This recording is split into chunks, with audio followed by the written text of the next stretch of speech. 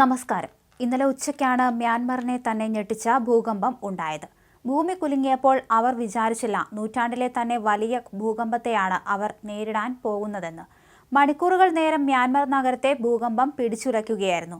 കുട്ടികളെയും എടുത്ത് പ്രാണരക്ഷാർത്ഥം ജനങ്ങൾ ഓടി.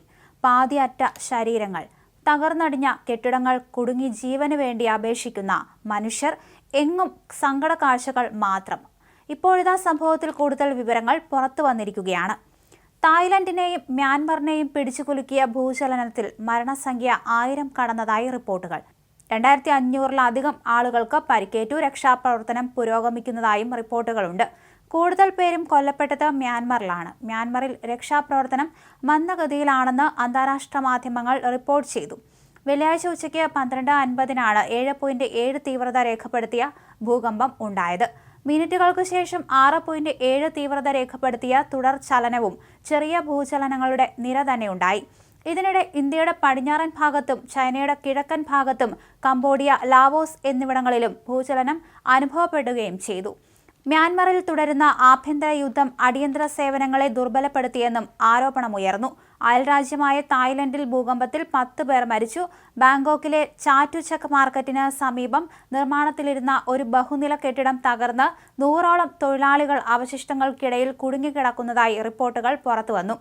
ഓരോ പ്രദേശങ്ങളിൽ ഇപ്പോഴും രക്ഷാപ്രവർത്തനം തുടരുകയാണ്. അതേസമയം ഭൂചലനം നടന്ന സാഹചര്യത്തിൽ ബാങ്കോക്കിലും ചൈനയിലെ യുനാൻ പ്രവിശ്യയിലും മെട്രോ റെയിൽവേ സർവീസുകൾ താൽക്കാലികമായി നിർത്തിവച്ചിരിക്കുകയാണ്. അതേസമയം ഭൂകമ്പത്തിന്റെ ഞെട്ടിക്കുന്ന വീഡിയോ ദൃശ്യങ്ങളും പുറത്തു വന്നിട്ടുണ്ട്. നിർമ്മാണത്തിലിരുന്ന ബഹുനില കെട്ടിടം, വീടുകൾ തുടങ്ങിയവ നിലം പതിക്കുന്നതിന്റെ ദൃശ്യങ്ങളാണ് പുറത്തു വന്നിട്ടുള്ളത്. ആളുകൾ നിലവിളിച്ച് ഓടുന്നതും ദൃശ്യങ്ങളിലുണ്ട്. ഒട്ടേറെ കെട്ടിടങ്ങളും ആശുപത്രികളും വീടുകളും തകർന്നതായി രാജ്യാന്തര മാധ്യമങ്ങൾ റിപ്പോർട്ട് ചെയ്യുന്നു. മണ്ടാലെ നഗരത്തിലെ ഒരു പള്ളി തകർന്നു വീണാണ് കൂടുതൽ മരണം സംഭവിച്ചത്. പ്രാർത്ഥന നടക്കുന്നതിനിടയിലാണ് പള്ളി തകർന്നു വീണത്. അവിടെ രക്ഷാപ്രവർത്തനം തുടരുകയാണ്. മരണസംഖ്യ ഇനിയും കൂടാൻ സാധ്യതയുണ്ട്. ഭൂചലനത്തിന് പിന്നാലെ മ്യാൻമറിൽ അടിയന്തരാവസ്ഥ പ്രഖ്യാപിച്ചു.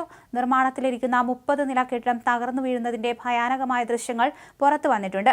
കെട്ടിടത്തിനുള്ളിൽ 43 പേർ കുടുങ്ങിക്കിടക്കുന്നു എന്നായിരുന്നു ഇന്നലെ പുറത്തുവന്ന റിപ്പോർട്ടുകൾ. കെട്ടിടം തകർന്നു വീഴുന്നതിന് പിന്നാലെ കെട്ടിടത്തിന് സമീപമുണ്ടായിരുന്ന ഒട്ടേറെ പേർ ഓടി രക്ഷപ്പെടുന്നതും ദൃശ്യങ്ങളിൽ കാണാം.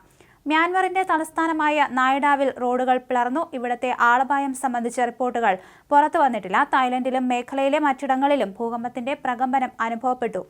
മ്യാൻമറിലും തായ്ലൻഡിലുമുള്ള ശക്തമായ ഭൂചലനത്തിൽ നിരവധി നാശനഷ്ടങ്ങൾ റിപ്പോർട്ട് ചെയ്ത സാഹചര്യത്തിൽ ആശങ്ക രേഖപ്പെടുത്തി പ്രധാനമന്ത്രി നരേന്ദ്രമോദി. സാധ്യമായ എല്ലാ സഹായവും നൽകാൻ ഇന്ത്യ തയ്യാറാണെന്ന് സമൂഹമാധ്യമമായ എക്സിൽ പങ്കുവച്ച പോസ്റ്റിൽ പ്രധാനമന്ത്രി പറഞ്ഞു.